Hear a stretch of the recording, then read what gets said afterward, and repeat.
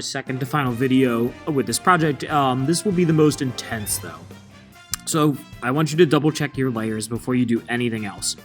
Over here on the right side of your image, you're going to see your layers. Again, I have in a folder. If you want to, you can folder yours, but if not, you're probably looking at 5 layers. You're looking at your top photo and then your textures. Like I said, sides, you probably want 2 textures per. So I have this rock and sand on the left side. And then I also have a duplicate on the right side, right over here. All right. We're going to start on the right side of this, which is going to be our lighter side. So we will also be doing some image adjustments to darken this left side of the cube afterwards. So I'm going to start by selecting my very top layer, and I'm going to make sure by eyeballing it in and out that it is in fact the correct right side of the cube, like the literal directional right. After that, right now I have the image selected because you can tell by that box around it. I'm going to click and select the layer mask right here. I want to zoom in a lot, and again, stop pinching and pulling on the trackpad. That's not the ideal way. Hold down Command and hit the plus key, and you'll see that zooms you in. You want to be pretty zoomed in, I would say, for this part. I am shimmying my project over. If you look over here on the left, I'm 66.67% zoomed in. That will give us enough detail to be able to see. While I have the layer mask selected, again, box around the image, I'm going to select the paintbrush tool. That is located over here on the left, but you could just literally hit the letter B as in brush key, and that will select it. If you take a look down here in the bottom left, you only have black and white selected. This might be something new for us, editing layer masks. Right now, again, with black selected, if you watch here, I'm just turning a little setting up.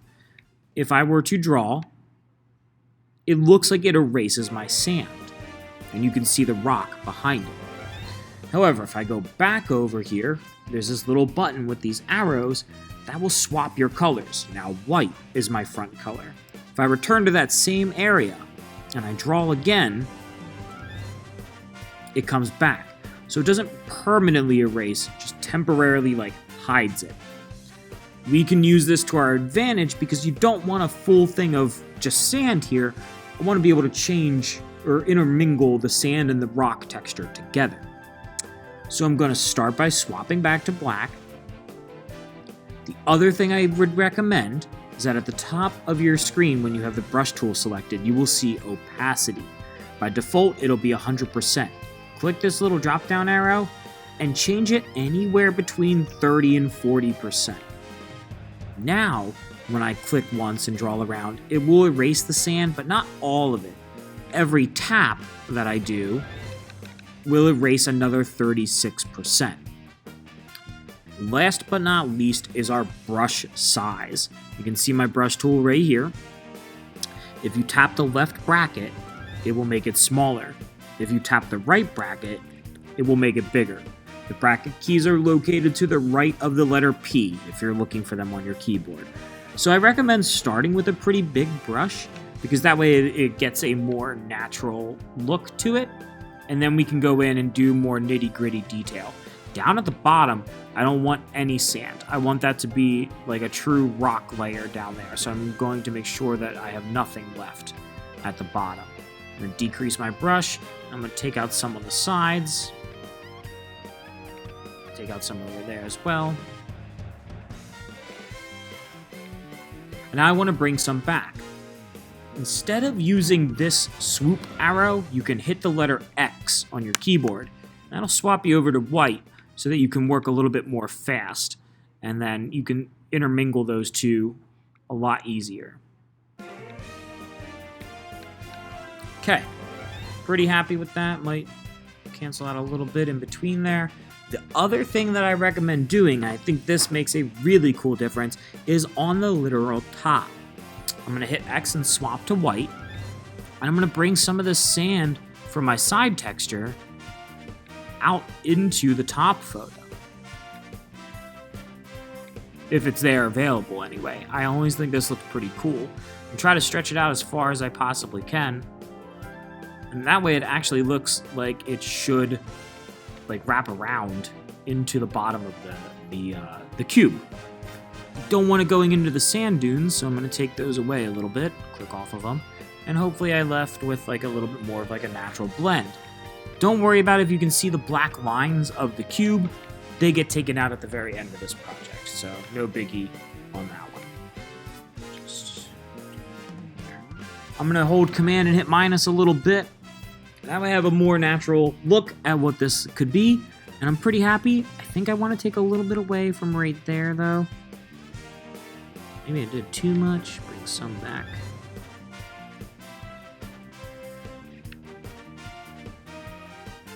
Right there. All right. I am now... I'm getting too picky here.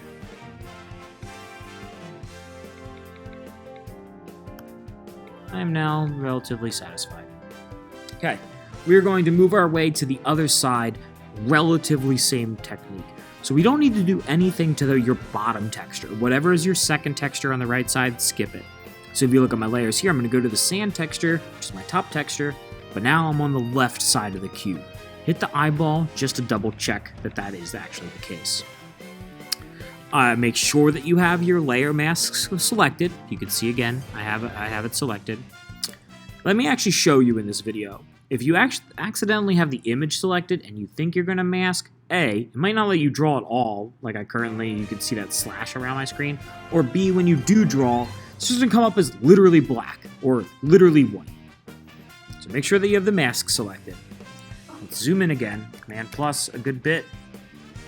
Looks like that 66% is good, and I'm going to try to make it look a little different than the last one. So, same deal of just going around and erasing, hitting up some of these corner points here. Maybe I'll bring this back in on this spot. Again, you have to do multi-taps. Maybe I will go back to this and actually add a little sand to help the wrap around make more sense. Okay, going back to this one. Big brush.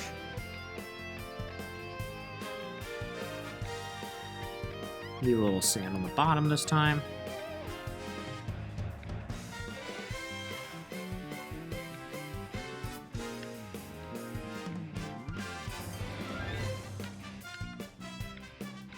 All right, and now I'm going to take a little bit of, I'm going to go to white, and I'm going to bring in a little bit again on the top to help kind of give that 3D illusion effect a little bit more strength. Oh, it looks like I hit my edge right there, so I don't really want that to show, so I'm going to move a little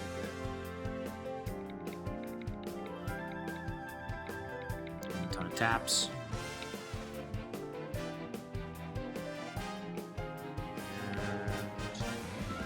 There we go. Command minusing out. Now I got a good blend of texture here. So I want to change some color options.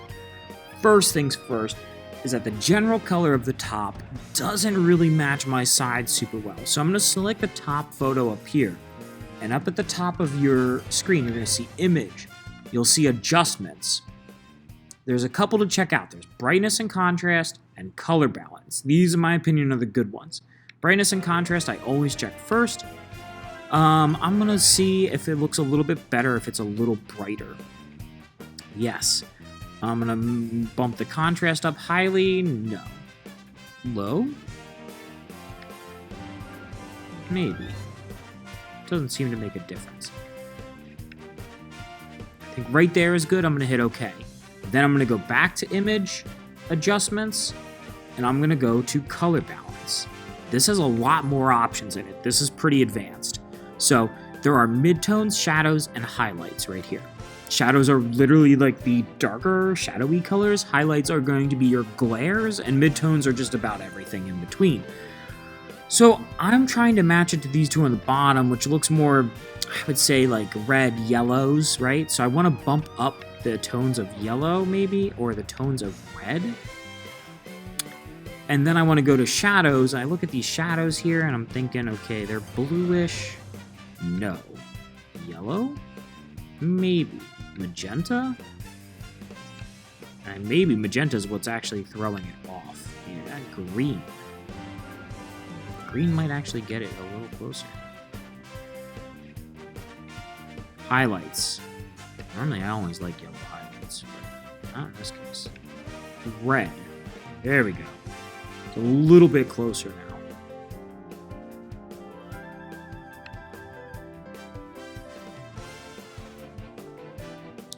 Another one that you can do is image, adjustments, hue, and saturation. Sometimes turning down the saturation from an image that's really colorful can really do the trick.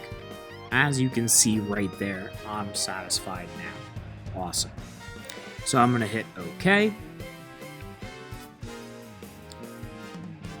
Now, one last thing in today's video, and that is giving the illusion of a shadow on the left side of your image. So these two layers right here are both left side. I'm going to select the layer for sand texture on the left side, and I'm going to go Image, Adjustments, back to Brightness and Contrast.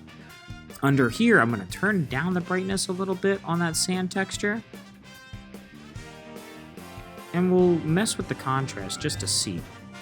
I think what I'm going to do is turn it down a little bit on this one and up on the other side.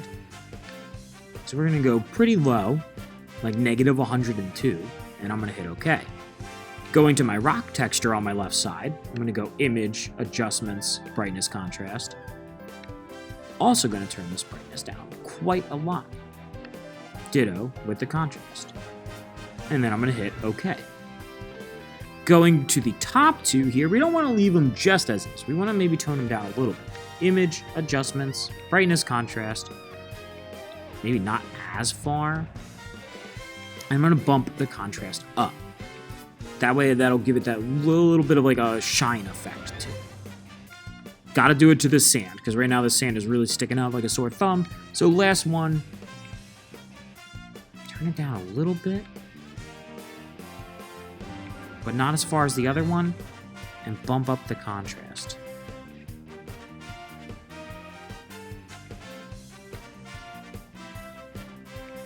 Awesome. All right, in the next video, we're going to be adding in one possible image, and then we'll be doing some text effects and finishing this thing off. All right, take care.